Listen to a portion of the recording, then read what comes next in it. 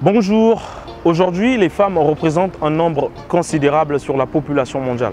Mais malgré cette croissance, dans certaines zones du monde, la jeune fille n'a toujours pas accès à l'éducation, voire au droit d'exercer. Pour ce mois de mars qui est le vôtre, mesdames, c'est un devoir pour nous, un plaisir pour nous, mais aussi un engagement pour nous de rappeler cela. Car s'il faut de tout pour faire un monde, il faut de vous, mesdames, pour faire ce monde. Mesdames et messieurs, bonjour et bienvenue. Je suis Emmanuel Kété. Vous regardez Jeunes Émergents, votre magazine, la plateforme des jeunes entrepreneurs. Je vous retrouve tout de suite après le sommaire.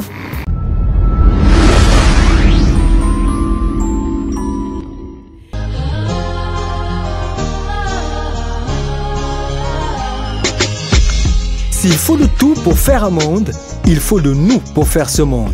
Femme, lève-toi. C'est à travers ce thème que l'association Génération Dorée a pour ce mois de mars célébré la journée des femmes. Au programme, matinée sportive organisée le 7 mars dernier dans la ville océane.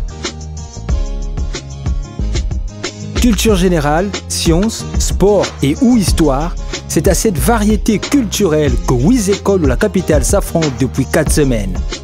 Objectif, devenir la meilleure école de l'édition.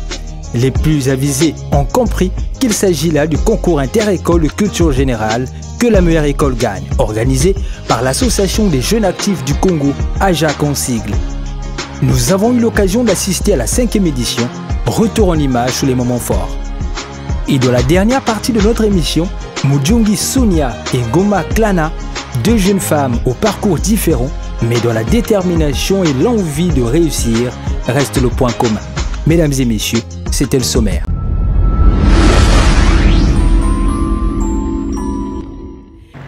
Célébrer la femme à travers le sport. Structurée par une marche sportive et une séance de gym tonique, l'association Génération Dorée a encore une fois de plus mis la femme au cœur de ses activités. Organisée le 7 mars 2020, plusieurs femmes de la place de la ville de Pointe-Noire ont répondu présent à cette invitation. Retour en images sur les moments forts de cet événement.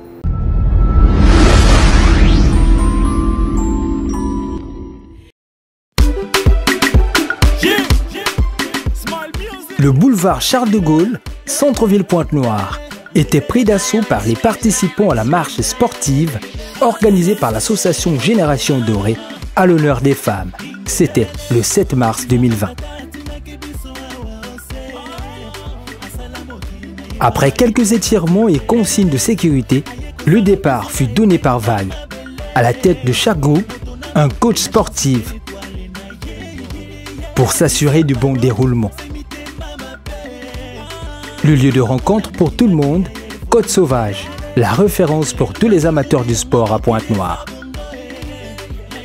Pour ce genre d'occasion, Génération Dorée réussit toujours à mobiliser une centaine de personnes grâce à Téléma, Lève-toi. Bonjour, je me présente Francina Gloria. J'ai décidé de participer à cette activité organisée par Génération Dorée pour célébrer la femme. Et je trouvais que c'était très intéressant. On s'est dépensé. Ça a commencé par une marche au Meclix de Garnison, puis une séance de gym tonique ici à la plage. Je trouvais que c'était bien. En effet, grâce à ce concept, l'association veut faire du sport une mode. Ainsi, proclamer les valeurs et le bien-être du sport. De la première à la dernière rangée, l'exécution des mouvements se font avec un coach et en musique. Punch, motivation et bonne humeur sont au rendez-vous. On est ici à l'activité de marche Dorée qui se passe très bien comme vous le voyez. Ce sont des moments fun, des moments de joie pour dégourdir un peu, on va dire dégraisser un peu, se mettre en sueur et dans une bonne ambiance. Séance sacrée pour les participants. Créée il y a 2 ans, l'association a centré ses activités autour du sport, la santé, l'éducation et la culture.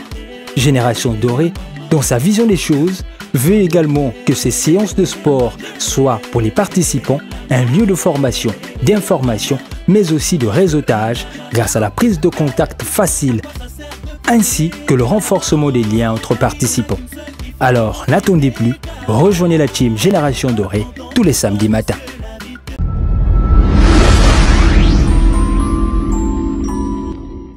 On dit souvent que la jeunesse est l'espoir d'une nation. Ayant centré plusieurs activités autour de l'éducation, l'Association des jeunes actifs du Congo, AJEC en sigle, organise depuis plus de 3 ans un grand concours inter-école qui réunit plusieurs établissements de la ville de Pointe-Noire. Découvrir, s'informer, mais aussi se former, la curiosité est très grande de la part des participants, mais également de la part des téléspectateurs. Je vous laisse découvrir dans ce reportage.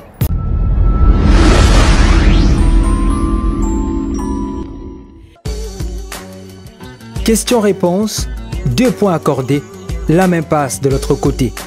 Devant un jury pour faire respecter les règles et un public en ébullition, le concours inter-école que la meilleure école gagne, comme pour chaque année, suscite beaucoup d'émotions. Organisé par l'Association des jeunes citoyens actifs du Congo, le but est de promouvoir la culture en milieu scolaire. Le concours réunit 8 établissements scolaires de la place et bon nombre invités, ainsi parmi eux des curieux, des parents, mais aussi des personnalités publiques ou encore des représentants des autorités. Culture générale, histoire, sport, en passant par la philosophie et les sciences, le panier des questions du concours est large et diversifié. Découvrir, s'informer, bref, apprendre en général l'expression des participants comme celle du public reste la curiosité de comprendre. Sous la tension d'un conflit intellectuel, le concours se déroule souvent sur 5 semaines. Dans son objectif à long terme, l'Association des jeunes actifs du Congo voudrait organiser son événement en recouvrant le territoire national. Mais jusque-là, le projet avance à pas d'escargot. Car malgré toute cette bonne volonté, elle ne reçoit aucune aide extérieure. Et bien que cela ne soit pas facile, l'association veut continuer à lutter pour cette cause au-delà du jeu. Cet événement apparaît comme un véritable hub culturel et éducatif. Satisfaction pour les vainqueurs et déception pour les perdants. Mais n'oublions pas le salut fraternel au centre, car au final, ce n'est qu'un jeu.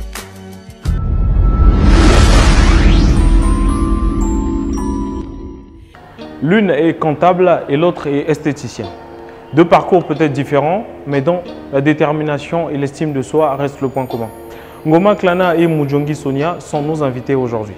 Très heureux de vous retrouver dans cette rubrique qui est l'invité. Aujourd'hui, nous sommes en compagnie de Madame Mujongi Sonia et Madame Ngoma Klana. Bonjour et bienvenue. Bonjour Emmanuel. Bonjour Emmanuel. Alors, c'est un grand plaisir pour nous d'être avec vous.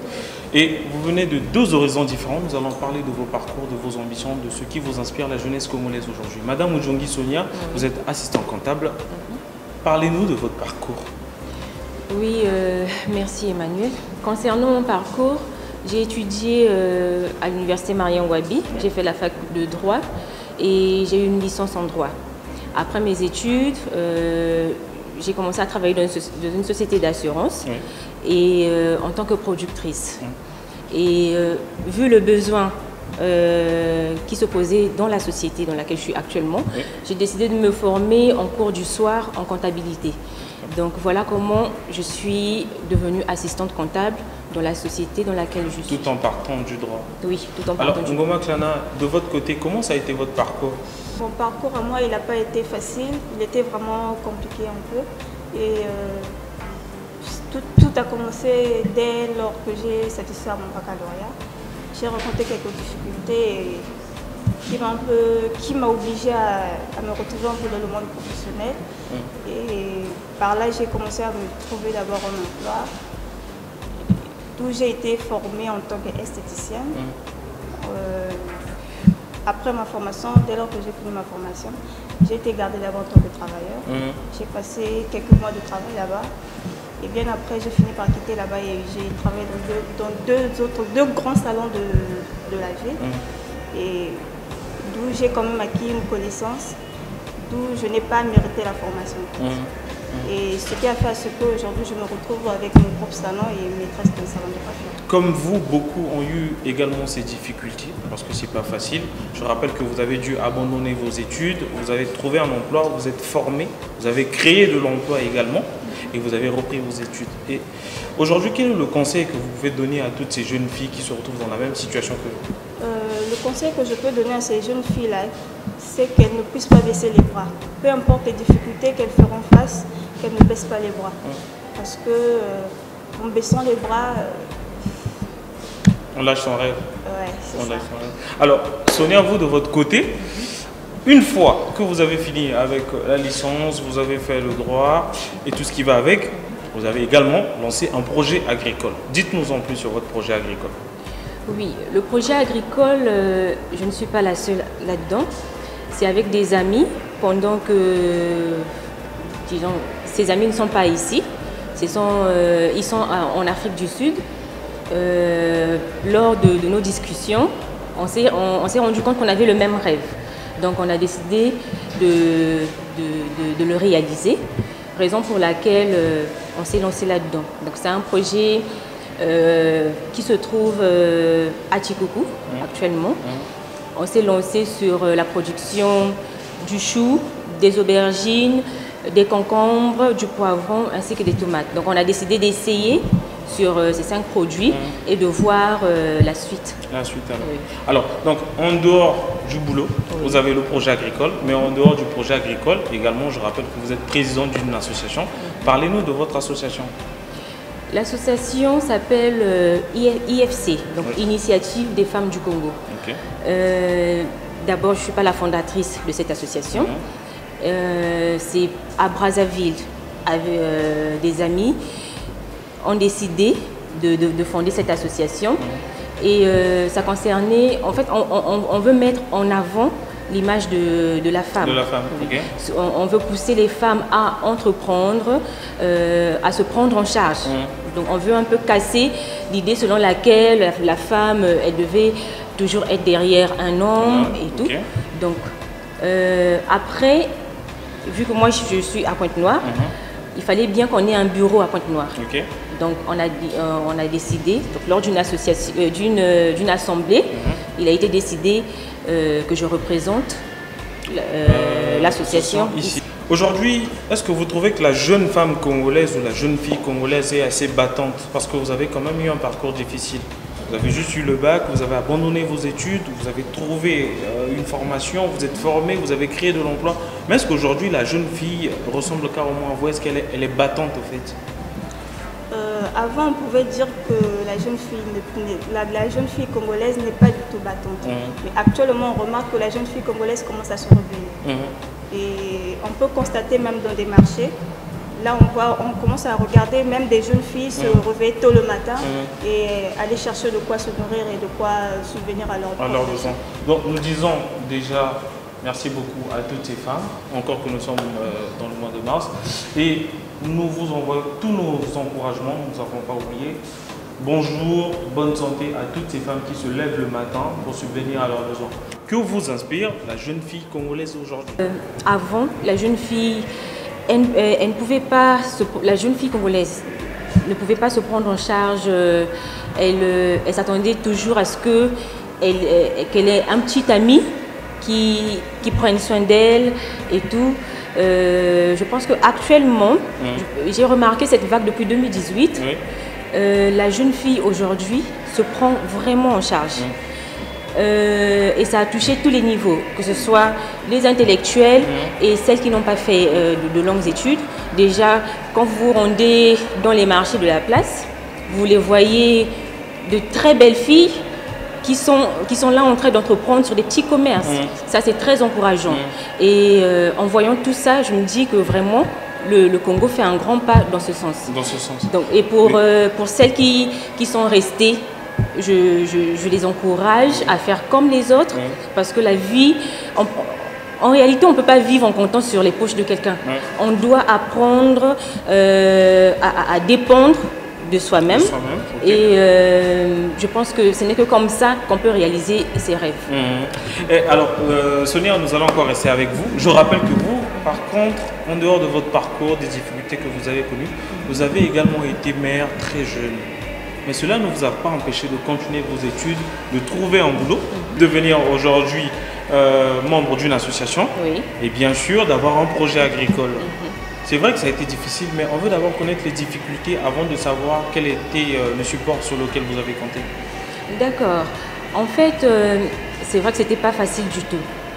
Je dois d'abord mentionner que je me suis retrouvée enceinte pendant que j'étais encore à la fac. c'est vrai que j'avais déjà eu ma licence, mais j'étais en première année du master. Donc, bon, le soutien financier n'était plus là et la bourse avait déjà certains problèmes. Et avec ma grossesse, j'avais un peu déprimée. Je me suis dit, bon, voilà, que je m'arrête d'abord avec ma licence, je vais trouver l'emploi et après, je verrai comment je pourrais poursuivre mes études plus tard. Et c'était également une très grande déception pour mes parents, parce que déjà, j'étais l'intello de la famille et revenir avec une grossesse, ce n'était pas vraiment la joie. Mais durant cette période, je n'ai pas croisé les bras. C'est vrai que c'était pas facile. J'ai entrepris des petits commerces parce qu'avec une grossesse, je venais d'avoir ma licence. Donc avec une jeune licence, c'est vraiment pas facile de trouver de l'emploi comme ça. On se dit que je ne serais pas assez productive. Donc j'ai fait des petits commerces. J'ai vendu des yaourts, des madeleines devant la parcelle de mes parents. Et quand j'ai accouché, avec mon bébé, je ne croisais toujours pas les bras. Je postulais et c'est là où j'ai pu avoir l'emploi de productrice, parce que j'ai commencé en tant que productrice dans cette société. Et avec le temps, on a senti ma détermination, parce que j'étais d'abord stagiaire. On a senti ma détermination, on m'a gardée. Et je pense que quand on est dans une structure, dans une entreprise, on essaie de mieux la connaître. J'ai vu qu'il y avait un besoin en comptabilité.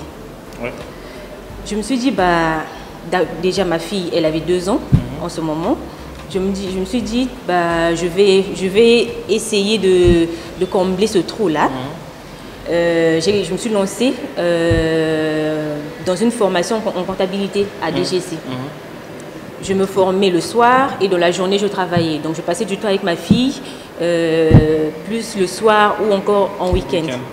Et malgré ça, je m'étais dit, c'est en travaillant dur que je pourrais réaliser mes rêves, que j'atteindrai mes objectifs. Donc, quand il y a une opportunité qui se présente vers moi, je la saisis automatiquement. Peu importe les difficultés que ça peut engendrer, pour moi, je me dis qu'il n'y a pas de problème sans solution. Donc, je me lance vers la recherche des solutions et après, j'avance. Quand vous regardez Sonia aujourd'hui, c'est vrai que vous venez de 2 parcours différents, mais quel est le mot qui vous vient à l'esprit? Force et courage. Force et courage. Alors, chez elle, ça n'a pas été facile, mais chez vous également. Vous avez abandonné vos études, vous avez trouvé une formation, vous avez créé votre salon et aujourd'hui vous avez employé des gens. Comment est-ce que vous avez fait en fait? Quelle a été la grande force, le grand support? Le grand support, c'est au moment que j'ai voulu créer ma propre entreprise. Au moment que j'ai voulu créer ma propre entreprise, j'en ai parlé à l'un de mes amis le plus proche en fait. Et il a trouvé que le projet était bon. Et si j'ai quand même pu réaliser ce rêve-là, c'est grâce à son aide. En fait. Donc aujourd'hui, il faut bien s'entourer pour mieux avancer alors. Oui, c'est ça. Alors, dans tout ça, aujourd'hui, mesdames, celles qui vous regardent, quel est le message que vous pouvez leur adresser? Nous allons prendre Sonia. Pour celles qui nous regardent, moi je dirais que d'abord, il faut pas abandonner, il faut foncer. Et je pense que actuellement, la femme congolaise ne doit pas évoluer sans rêve ni objectif. Déjà, c'est encourageant de les voir se battre de cette façon, mais quand on a un objectif et qu'on veut l'atteindre, on ne doit pas abandonner. Ce qui est certain, surtout dans l'entrepreneuriat, parce que c'est même parmi les objectifs de mon association, encourager les femmes à entreprendre. Et moi-même, personnellement, quand je me suis lancée dedans avec l'agriculture, je rencontre beaucoup de difficultés. Des fois, je perds le moral, je me dis que ça ne va pas aller. Mais après, je me dis, ben non, je dois continuer à raisonner comme j'ai l'habitude de le faire. Peu importe les difficultés qui sont là, je me dis que d'un côté, il y a quelque chose qui n'a pas marché, j'essaie de régler les choses, reprendre un élan et pour mieux sauter. Donc, ce que je dirais à toutes ces femmes qui entreprennent quelque chose ou à toutes ces femmes qui ont un objectif ou un rêve à réaliser, vous devez persévérer parce que la plupart des grands qui sont les plus grands aujourd'hui, ils sont parvenus par la persévérance. Quand on persévère, on finit toujours par arriver à... on finit toujours par atteindre les objectifs qu'on s'était fixés. Alors, le mot persévérance, personnellement, quand je vous regarde, je pense à vous, Ngoma Klana, parce que c'est pas facile en tout cas. C'est ça. Abandonner ses études, trouver une formation, se former, créer de l'emploi, c'est pas facile. Aujourd'hui, toutes celles qui regardent, quel est le message que vous pouvez leur adresser? C'est comme Sonia l'a dit, la jeune fille congolaise doit poursuivre ses rêves. Elle doit apprendre à se réveiller et à travailler fort pour ceux, tel qu'elle a dit, pour ceux qui ont des objectifs à suivre, qu'elles ne doivent pas abandonner. Parce qu'on dit souvent que après la pluie vient le beau temps. Donc ça ne viendra pas tout d'un coup comme ça et ils vont sourire comme ça. Il y aura toujours des failles, il y aura toujours des difficultés, ils feront face à beaucoup de difficultés. D'où la preuve, pour moi, ça n'a pas été facile pour moi. Et j'ai quand même pu tenir le coup. J'ai quand même pu tenir le coup et j'en suis arrivée là où je suis. Alors j'ai une question maintenant. C'est vrai que vous êtes arrivé là où vous en êtes, mais ce n'est pas le bout de chemin. Finalement, quels sont vos projets à long terme? Ngoma Klana, quels sont vos projets à long terme? Mes projets à long terme, en fait, j'ai une vision très élargie. Oui. Et j'aimerais pas juste m'arrêter en créant juste mon salon de beauté. Non. J'ai d'autres objectifs à suivre. J'aimerais bien devenir une grande dame dans la société africaine, dans la société congolaise. Et essayer de booster un peu les jeunes filles qui veulent vraiment devenir battantes et travailleuses. Sonia, quels sont vos projets à long terme aujourd'hui? Aujourd'hui, mes projets à long terme, c'est, disons, le premier, le plus grand, c'est d'améliorer la consommation congolaise.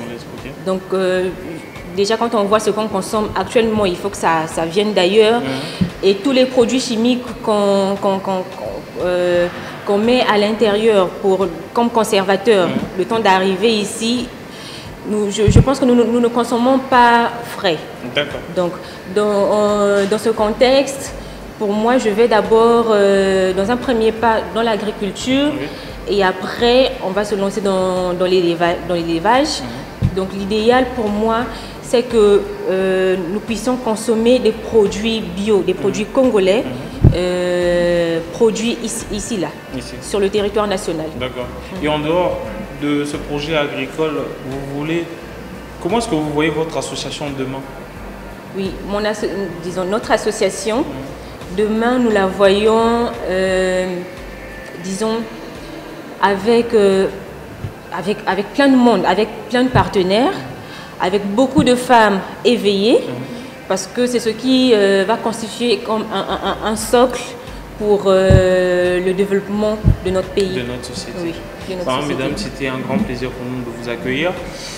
Une fois de plus, nous disons merci beaucoup à tous nos partenaires. Nous étions en compagnie de Madame Njongi Sonia et Madame Ngoma Klana. Je rappelle que vous êtes respectivement assistante comptable dans un projet agricole et dans un projet sociétal ici. Et Ngoma Klana, vous êtes esthéticienne, vous détenez votre salon après avoir eu un parcours assez difficile.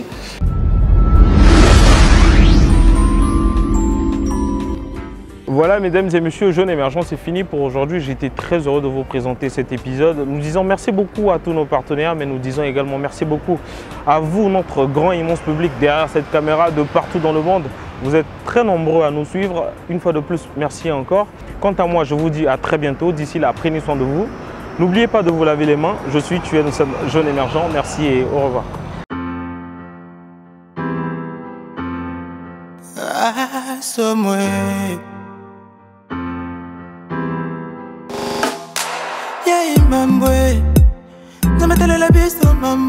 Bonjour les amis, nous sommes Génération Dorée et nous venons très rapidement attirer votre attention sur la pandémie Covid-19, communément appelée coronavirus.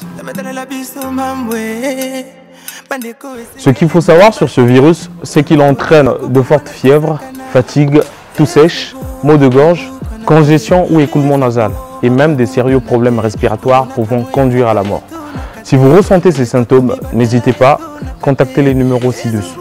Le virus se propage essentiellement par contact avec une personne infectée, lorsqu'elle tousse ou éternue ou par intermédiaire des gouttelettes de salive ou des sécrétions nasales qu'elle a pu déposer quelque part, sur un habit par exemple, une poignée de porte, un appareil, un verre, bref, sur tout objet faisant partie de notre quotidien. À cet instant, le virus a déjà fait plus de 10 000 morts dans le monde. C'est pourquoi nous vous demandons, nous vous supplions même, de respecter les mesures de prévention et aussi les consignes de nos gouvernements. Prenons toutes nos précautions et restons vigilants car la menace est réelle. Lavons-nous les mains autant de fois que possible avec de l'eau et du savon ou une solution hydroalcoolique. Évitons les contacts proches. Restons à 1 mètre au moins de toute personne. Évitons de nous toucher les yeux, le nez et la bouche. Toussons ou éternuons dans le pli du coude. Évitons les sorties inutiles. Portons des cache-nez dans les transports en commun. Aussi, tenons-nous informés tous les jours de l'évolution de la pandémie et n'oublions pas de sensibiliser autour de nous. Voilà, nous comptons sur vous pour être dynamiques, outillés, rigoureux, édifiants et engagés dans la lutte contre le coronavirus. À bientôt les amis.